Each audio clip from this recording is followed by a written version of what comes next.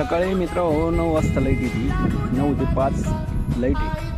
आणि 2-3 दिवसापासून ह्या MSBचं काय चाललं आहे की बाबा 1 तास ओव्हरलोड करून शेतकऱ्याला पहिले 8 तास लाईट मिळत होती, येईन आता 7 तासावर आणली मित्रांनो. म्हणजे 7 तास लाईट मिळते, त्याच्यात लाईटीच काही फॉल्ट झाला हे झालं म्हणजे 2-4 घंटे लाईट मिळते.